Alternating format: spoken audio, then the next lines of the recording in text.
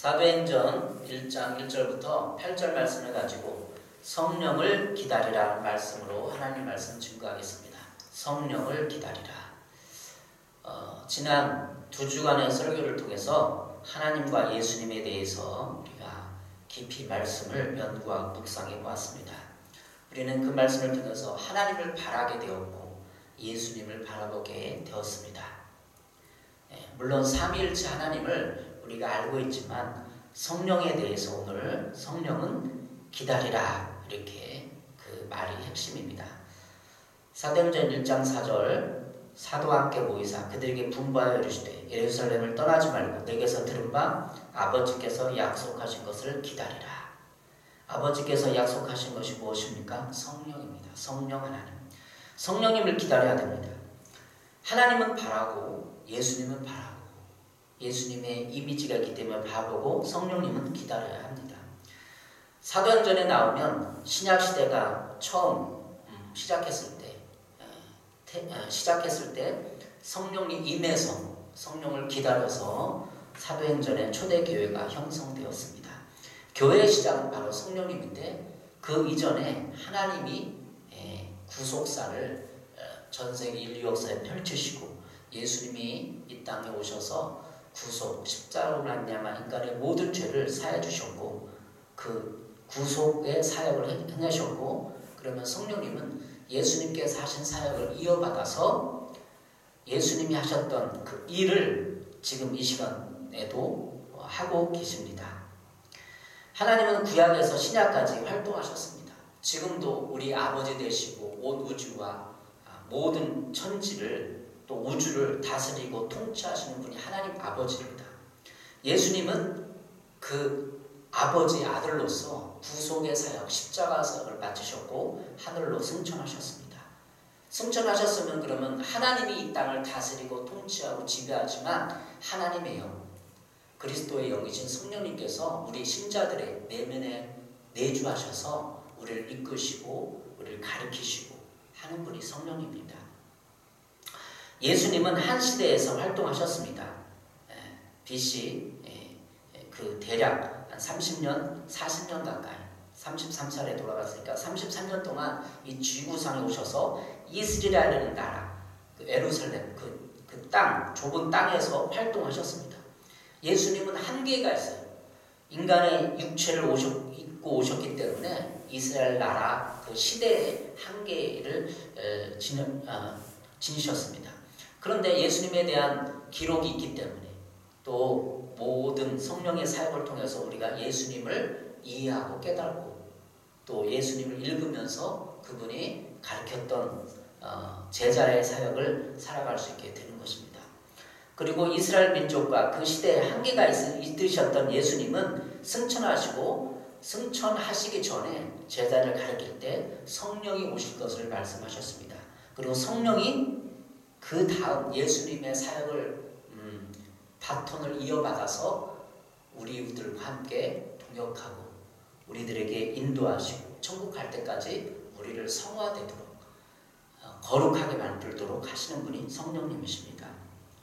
예수님은 그 시대 환경 거기에 육체를 입고 오셨기 때문에 제한되셨지만 성령님은 시 공간을 초월해서 역사를 초월하여서 우리와 함께 전 세계 어디까지나 활동하시고 계시는 분이 성령님이십니다. 그래서 이렇게 성령의 사역은 모든 시간과 공간을 초월하여 일하시게 되었고 성령님은 모든 시대와 장소와 상관없이 사람들과 함께 하시게 되었습니다. 그래서 성경을 읽으면서 저도 어렸을 때부터 신앙생활을 했지만 하나님에 대해서, 예수님에 대해서, 성령님에 대해서 집중적으로 그 사역을 가르쳐주거나 설교한 분이 많이 없었습니다. 방황했는데 저도 성경을 읽으면서 설교를 하면서 이걸 구체화되고 이 세 분의 사역에 대해서 삼위일체이신 하나님에 대해서 깊이 묵상하게 되었습니다. 오늘 본문을 통해서 사도행전 1장 4절 아버지께서 약속하신 것을 기다리라, 이렇게 기록을 되어 있는데 약속하신 것을 기다리는 의미를 살펴보도록 하겠습니다. 성령님께 대하여는 기다림이 있어야 합니다. 4절의 기다림은 성령님이 임하시고 성령세를 받기 위한 기다림입니다. 또 우리 신앙생활에 있어서도 성령님의 음성을 듣고 순종하며 인도하심을 받기 위해서는 우리는 인내하고 기다려야 합니다. 오늘은 성령님을 기다리는 것이 어떤 의미이고 어떻게 기다려야 하는지에 대한 질문을 던져보겠습니다. 또한 성령님에 대한 사역과 이해를 통해서 성령님이 우리의 신앙생활에 어떤 활동과 역할을 하는지에 대해서 은혜 나누도록 하겠습니다. 성령님은 우리 신앙생활 어떤 활동과 역할을 하시는가? 많은 한국교회 뒤돌아보면 그동안의 부흥사나 한국교회 이런 전반적인 삶에서 성령의 은사에 대해만 많이 얘기를 했고 은사를 집중적으로 가르쳤고 은사자들이 많았어요. 근데 성령의 전인적인 사역, 성령의 인도하심, 인격적인 속성, 또 하나님의 영, 그리스도의 영으로서 삼일체 하나님이 우리 신앙생활 가운데 어떻게 역사하는가에 대해서는 많은 연구가 없었고 사람들이 이해가 적어요.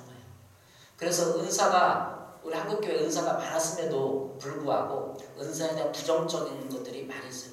삼일체 하나님의 깊이 이해하고 예수님과 하나님에 대해서 성령이 어떻게 내 신앙에 대해서 인생의 삶에 관여하고 함께 도움을 주는가를 많은 분들이 놓쳤습니다.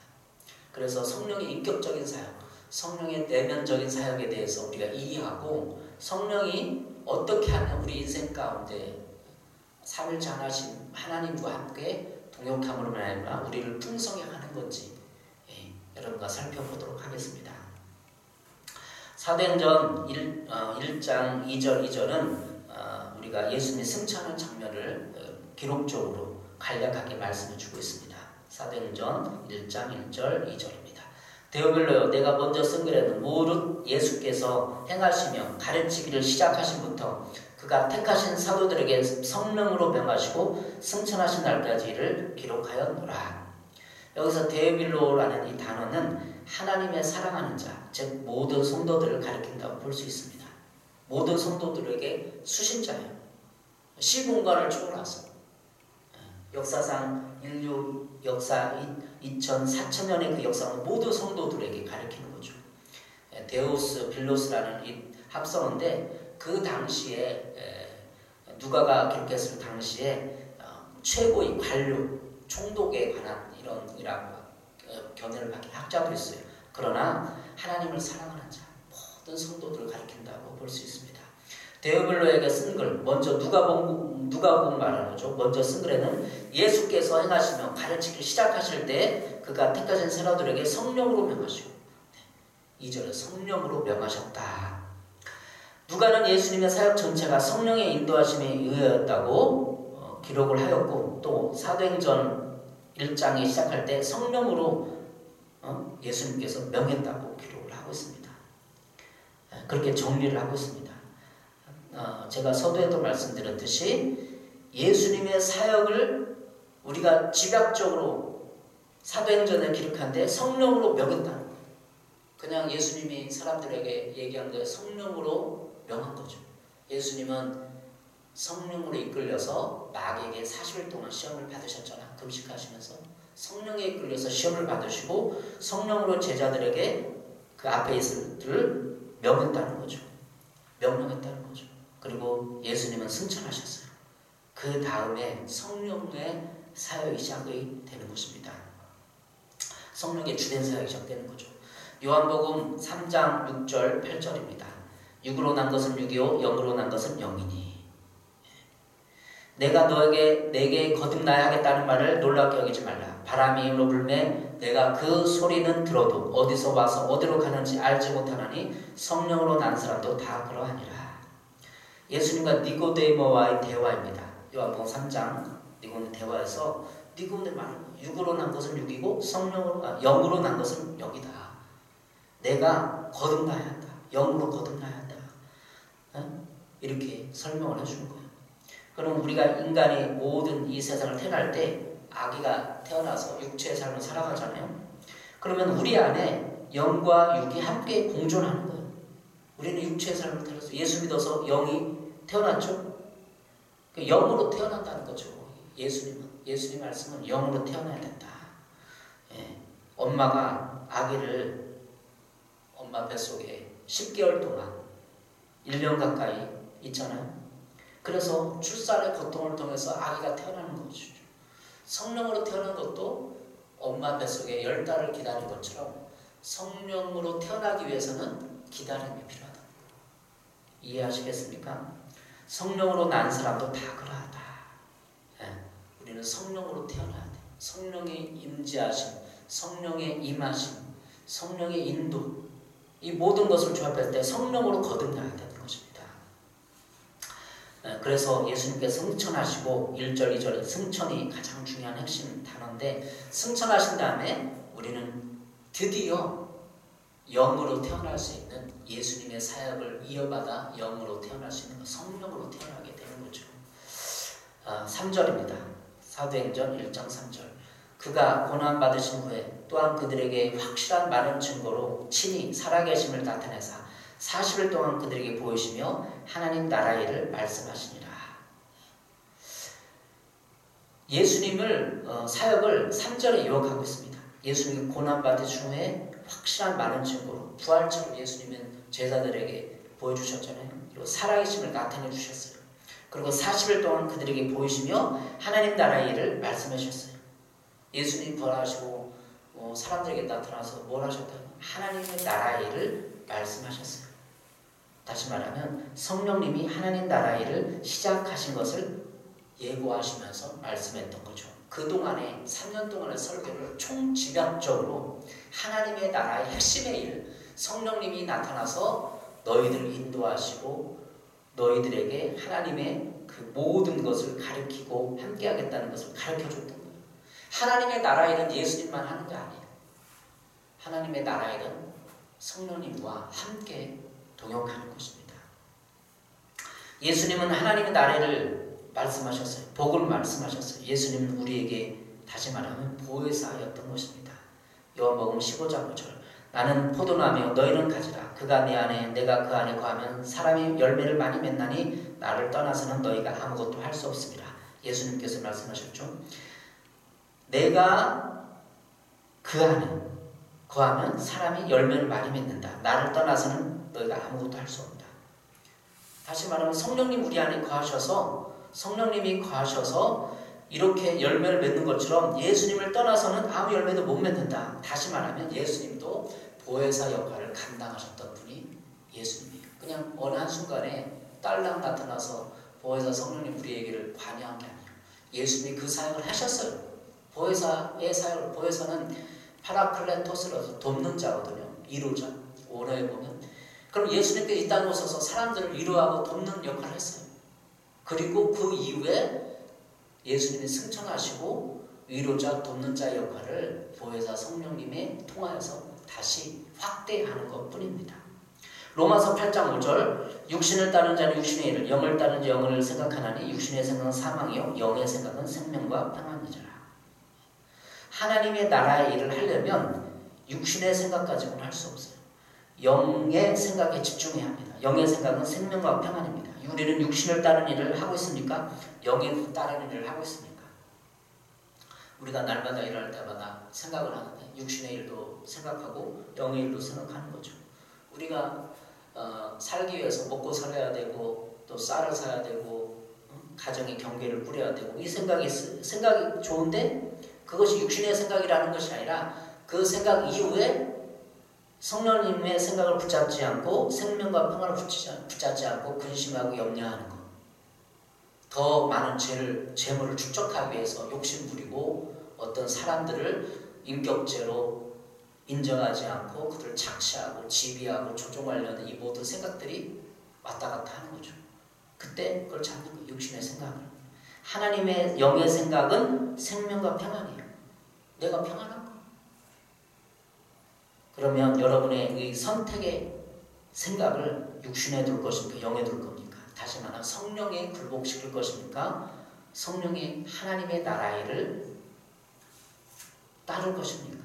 성령의 생각을 하면 하나님의 나라까지 확장되는 거죠. 성령은 하나님의 나라의 일을 일하시는 분입니까? 오늘 세 번째, 오늘 4절에 보면 성령을 기다리라 이렇게 하고 있습니다. 사도행전 1장 4절. 사도와 함께 모이사 그들에게 분바여 이르시되 예루살렘을 떠나지 말고 내게서 들은 바 아버지께 약속하신 것을 기다리라. 약속하신 것은 무엇입니까? 성령이죠. 무엇을 약속하셨습니까? 성령의 내용을 말하는 거예요. 무엇을 약속해? 그냥 성령 딸랑이 아니라 성령에 대해서 예수님은 요한복음에 가장 많이 설교하셨고 설명해 주셨어요. 보혜사 성령에 대해서. 그 내용을 기다리라. 요한복음 14장 16, 18절입니다. 내가 아버지께 구하겠으니 또 다른 보혜사를 너에게 주사 영원토록 너희와 함께 있게 하리니. 또 다른 보혜사를. 그러면 또 다른 보혜사였기 때문에 예수님이 보혜사였어요. 이미. 이런 얘기 들어보셨나요? 예수님이 이미 보혜사였어요. 돕는 자, 위로자였어요. 모든 인류에게. 그런데 또 다른 보혜사라는 것은 다른 하나님의 영, 그리스도의 영을 보내주어서 그 사역을 확장시켜 나가겠다는 것입니다. 17절 그는 진리의 영이라 세상 능히 그를 받지 못하나니 이는 그를 보지도 못하고 알지도 못합니다. 그러나 너희는 그를 아나니 그는 너희와 함께 거하시며 또 너희 속에 계시겠습니다. 너희와 함께. 예수 믿는 사람은 성령님과 함께 거하는 것, 거한다는 것, 산다는 것. 우리 마음속에 함께 호흡하고 우리 삶을 관여하고 이해하고 공감하고 그게 거한다는 거 아니겠어요? 너희 속에 계시겠습니다. 내가 너희를 고와 같이 벌어두지 아니하고 너에게 오리라. 온다고 했는데 우리는 기다리지 못하는 거죠. 우리 삶이 뭐 같은가요? 고와 같기 때문에 성령 하나님 우리를 고아처럼 내려버려 주지 않고 함께 해주겠다. 너희 마음속에서. 우리의 삶은 고와 같은 외로운 삶입니다. 그런데 성령님은 우리 마음이 가장 깊은 한 곳에 자리를 잡으시고 우리와 늘 함께 하십니다. 요한복음 16장 7절 그러나 내가 너희에게 실상을 말하노니 내가 떠나는 것이 너희에게 유익이라. 내가 떠나가지 않으면 보혜사가 너희에게로 오시지 아니할 것이요 가면 내가 그를 너희에게 보내리라. 예수님이 떠나가는 게 너에게 더 유익하다. 또 다른 보혜사가 너에게 오시지 않는다. 내가 여기 있으면 오시지 않는다. 내가 가야 된다. 승천해야 된다. 그런 거죠. 요한복음 16장 8절 그가 와서 죄에 대하여 의에 대하여 심판에 대하여 세상을 책망하시리라. 성령 하나님이 오면 어떻게 된다고요? 요한복음 16장 8절에 죄에 대하여 의에 대하여 심판에 대하여 세상을 책망한다는 거예요. 세상에 있는 사람들의 죄, 의, 심판에 대해서 가르쳐 주시고 책망해 주시고 한다는 거죠. 앤드류 모레이가 쓴 유명한 책이 있습니다. 그리스도의 영. 여기에 죄를 깨닫게 하시는 성령이라는 챕터가 있습니다. 자, 읽어보겠습니다. 당신 자신을 성령께 바쳐서 당신 주변에 있는 사람들의 범죄를 이해하고 느끼고 품으라. 세상의 범죄에 대해서 당신 자신의 범죄만큼이나 관심을 기울이라. 그들의 범죄가 당신의 범죄와 똑같이 하나님을 욕되게 하지 않는가? 그들도 또한 큰 구원을 받을 만한 평등한 자격이 있지 않은가? 당신 속에 거하신 성령께서 그들도 또한 깨우치시고자 갈망하고 계시지 않는가? 마치 성령께서 예수의 육신과 성품 속에 거하셨고 그의 느낌과 말씀과 행위와 근원이 되셨던 것처럼 마치 하나님께서 성령을 통하여 그분의 거룩한 사랑을 완성하셨던 것처럼 성령은 이제 신자들 속에 거하시고 그들은 성령의 거처가 되었다. 세상의 죄에 관심을 가져야 한다. 공분과 낙심에 처한 자의 종이요 조력자이신 예수 그리스도를 믿는 믿음의 실체를 보여줘야 한다. 성령께서는 그렇게 세상의 불신앙을 책망하실 것이다. 신자들이 자기 희생적 삶이야말로 그리스도께서 실제하신다는 것을 증명하고 불신앙의 죄에 빠진 세상을 깨우칠 것이다. 신자들이 자기 희생적 삶이야말로 그리스도께서 실제하신다는 것을 증명하는 거예요. 그런데 현대 교회 교인들은 어떻습니까? 자기 희생을 하잖아요. 이기심 때문에. 그러니까 주위 사람들이 예수 믿는 사람들 보면서 이기적인 걸 보면서 불신앙을 더 가중시키는 거죠. 못 믿겠다는 거죠.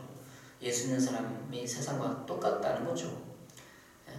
그런데 우리는 앤드류 모레이처럼 세상의 죄에 관심을 가져야 돼요. 세상이 어떻게 돌아가 있고 세상의 죄의 풍조가 어떤가를 이해하고 깨달고 관심을 가져야 돼요. 앤드류 모레이가 얘기했던 것처럼. 왜? 성령께서 오시면 죄에 대해서 세상을 책망하시니까. 우리가 성령의 사람이라면 성령의 인도와 성령의 음성을 듣고 신앙생활 하는 사람이라면 세상의 죄에 관심을 가져야 돼요. 앤드류 모레리가 했던 것처럼. 며칠 전 교회 우리 양수 펌프가 고장나서 교회 여기 주인 아저씨와 얘기를 하게 됐고 고치게 됐고 또 그 펌프를 살아가는 동안에 그분과 교제도 하고 얘기도 했습니다. 예수 안 믿는 사람이에요. 그런데 차 속에서 펌프를 사고 오는 그 차 속에서 전 목사 얘기를 꺼내더라고요. 그분이 예수를 안 믿어요. 근데 그분을 굉장히 비판하고 그럴 수 있냐고 저한테 얘기를 하더라고요. 제가 목사니까. 예수 안 믿는 사람이 전 목사님에 대한 견해를 처음 들었습니다. 그분이 하시는 일은 개인적으로 비난받을 수 없어요. 또 판단할 수 없어요. 그러나 그분의 언어가 천박하여 기독교를 폄하하거나 비난받는 일이 많습니다. 아주 입에 담지 못할 거친 그런 언어를 사용해서 세상 사람은 비난을 받고 있어요. 예수 안 믿는 사람들은 어떻게 생각하는지를 들어봐야 돼요. 제가 보수 진보를 얘기하는 게 아니라 세상 안 믿는 사람들이 그분이 어떻게 얘기하는 걸 들어야 됩니다. 그분의 언어가 너무 천박해요. 우리는 세상에 나가 빛과 소금이 되기 전에 우리 언어가 순화되어야 합니다. 그분이 기독교 지도자라고 하지만 너무 언어가 세상에 대해서 천박하기 때문에 세상 사람들이 지탄을 받는 거예요. 골로새 4장 6절입니다. 너희 말을 항상 은혜 가운데서 소금으로 맛을 낸 것 같이 하라. 그리하면 각 사람에게 마땅히 대답할 것을 알리라. 에베소서 4장 19절. 무릇 더러운 말은 너희 입 밖에도 내지 말고 오직 덕을 세우는데 소용되는 대로 선한 말을 하여 듣는 자들에게 은혜를 끼치게 하라. 더러운 말을 하지 말래요. 덕을 세우는데 소용되는 선한 말을 하래요. 근데 우리가 세상에서 어떤 지도자들이 기독교 지도자들이 어떤 사람들이 얘기하는 걸 부르키를 안 거려요. 그건 죄입니다. 성령께서 와서 죄에 대해서 세상을 책망한다고 했어요.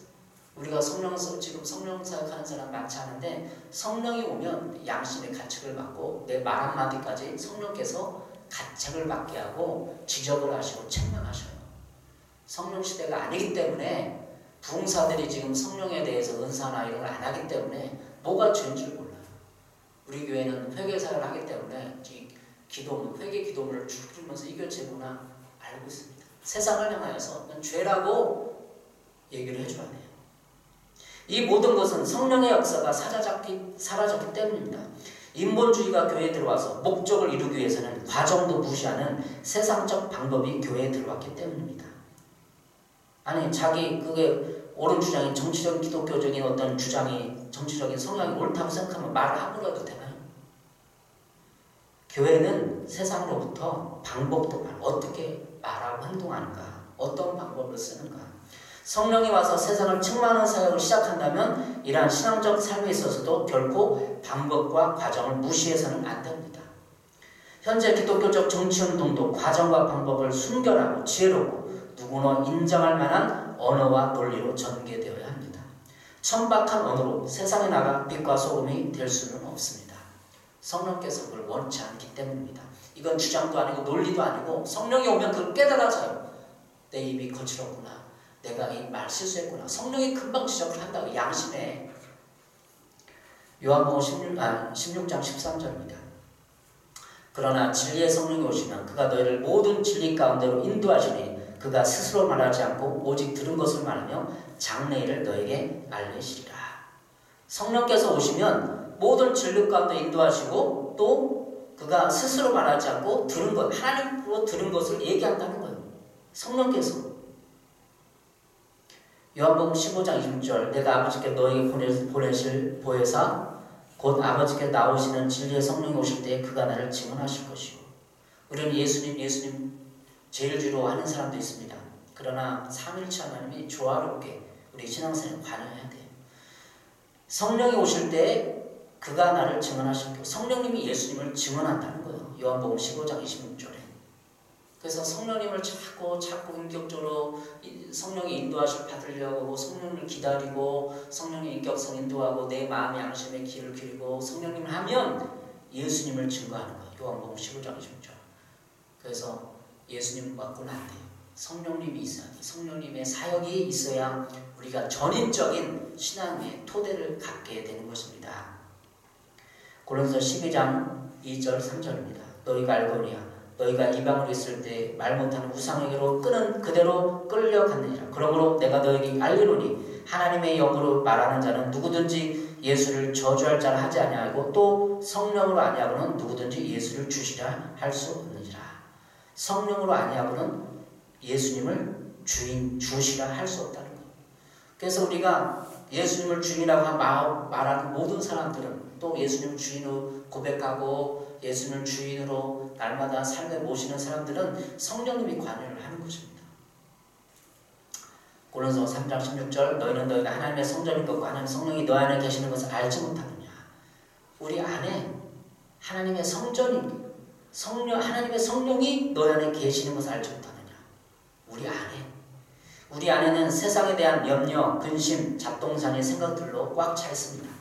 또한 일상의 문제와 날마다의 생활에 대한 스트레스로 인해 우리의 집중력이 약합니다. 그래서 우리 안에 계신 성령의 음성과 감동에 있어서 약합니다. 왜 우리가 이중적인 삶을 사는 그리스도인들이 성령의 음성에 기울이지 못하기 때문에, 다시 말하면 우리 생각과 염려, 근심, 상처, 스트레스로 인해서 성령의 음성에 민감하지 못해요. 그래서 기독교 영성훈련은 어느 면에서 우리 안에 계신 성령님께 집중하는 훈련을 하는 거예요. 우리 안에 성령 깊은 곳에 계신 성령님께 집중하기 위해서는 우리 혼적 영역의 많은 부분을 정리하고 내려놓고 마음을 가라앉혀야 합니다. 성령님의 음성을 듣기 위해서는 내가 막 일상에서 음식을 어떻게 하나, 쓰레기 봉지를 먹어서 사나, 돈 걱정하면 성령 음성이 안 들려요. 내려놔야 돼요.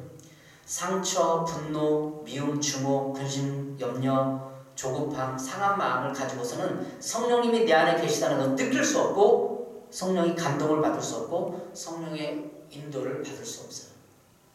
다시 말하면 내 안에 있는 상처, 분노, 미움, 증오, 염려, 조급함 이런 것을 내려놓는 훈련을 해야 돼요. 영성훈련. 아침에 일어나서 1시간 큐티하고 찬양하고 저녁에도 내 삶을 뒤돌아보고 내 마음에 뭐가 있는지 느껴지는지, 분노가 있는지, 미움이 있는지, 누가 말한 그 생각을 자꾸 되뇌이는 게 아니라 성령으로 정화를 시켜주고, 이게 영성훈련이거든요. 이걸 해야 됩니다. 우리에게 성령이 역사하지 않는 것은 이러한 것이 장벽이 되어 있기 때문입니다. 고린도후서 13장 13절입니다. 주 예수 그리스도의 은혜와 하나님의 사랑과 성령의 교통하심이 너희 우리와 함께 있을지어다. 삼일체 하나님을 고린도후서 13장 13절 가장 평가했어요. 예수 그리스도의 은혜와 하나님의 사랑과 성령의 교통하심이. 세번역 성경은 성령의 교통하심을 성령의 상임이 여러분의 있기를 빕니다. 이렇게 기록을 하고 있어요. 주 예수 그리스도의 은혜와 하나님의 사랑과 성령의 상임. 성령과 사귀어야 돼요. 날마다 나와서 내 마음을 먼저 까놓고 내 마음의 근심과 염려와 이 모든 것을 고백하고 내려놓고 성령과 사귐이 교통이거든요. 여러분에게 이러한 장벽을 내가 스스로 의지를 들여 뚫는 것이 영성훈련입니다. 내가 주님 앞에 나와서 내 의지대로 내 의지를 이런 장벽을 제거하지 않고 뚫지 않으면 성령의 음성이 안 들려요. 이러한 성령과 교통은 성령세를 통해서 임하게 되어 있습니다. 사도행전 1장 5절입니다. 요한은 물로 세를 베풀었으나 너희는 몇 날이 못되어 성령으로 세를 받으리라 하셨느니라. 오순절까지 사도행전 2장에 보면 제자들이 120명이 마가의 다락방에 모여서 며칠 기도하죠. 며칠 기다리는 거 있습니까? 50일 동안에 기다리는 거죠. 50일 동안에. 그들에게 성령 세례가 임하고 오순절 날에 마가 다락방에 성령이 임한 그 기적의 현장이 언제 왔냐면 기다렸기 때문에 50일을 기다리는 거죠. 기다리면서 그들이 자신의 마음에 있는 앙금과 찌꺼기들, 편견을 내려놓고 예배를 드리면서 말씀을 상고하면서 교제를 하면서 자신의 잡생각, 편견, 고집, 아집, 미움, 용서를 다 풀어냈던 거예요. 그러니까 성령이 임하는 거죠. 히브리서 10장 15절 16절입니다. 또한 성령이 우리에게 증언하시되, 성령이 우리에게 말한다는 거예요. 성령이 말하고 증언하는데 우리가 왜 못 듣나요? 우리 안에 장벽들이 있기 때문에. 히브리서 10장 16절 주께서 이르시되 그날 이후로 그들과 맺을 언약이 이것이라 하시고 내 법을 그들의 마음으로 두고 그들의 생각에 기록하리라 하시는 거예요. 내 법을 누구에 기록하죠? 성경 말씀의 진리를 그들의 마음속에 생각이, 그러니까 우리 마음과 생각을 정리하고 내려놓고 여기서 상처를 제거하고 미움을 제거하고 의지를 들여서 하나님을 갈망하고 예수님을 바라보고 성령을 기다리면 우리 마음의 생각에 성령의 기름 부음이 임하는 거예요. 기름 부음은 그냥 임하는 게 아니고 찬양하고 누구 기름 부음 사역자 만나서 오는 게 아니라 하나님을 갈망하고 예수님을 바라보고 성령을 기다리면서 내 마음에 있는 장벽들을 적어야 해. 내 스스로. 그러면 성령의 기름 부음이 임하게 되었습니다. 많은 사람들이 성령의 기름 부음을 얘기하는데 이걸 하지 않아요. 세번역 성경에 히브리서 10장 16절 이렇게 말씀하고 있습니다. 주님께서 말씀하신다. 그날 이후에 내가 그들에게 세워줄 언약은 이것이다. 나는 내 율법을 그들의 마음속에 박아주고 그들의 생각에 새겨주리라. 성령께서 우리 마음에 박아주는 거예요.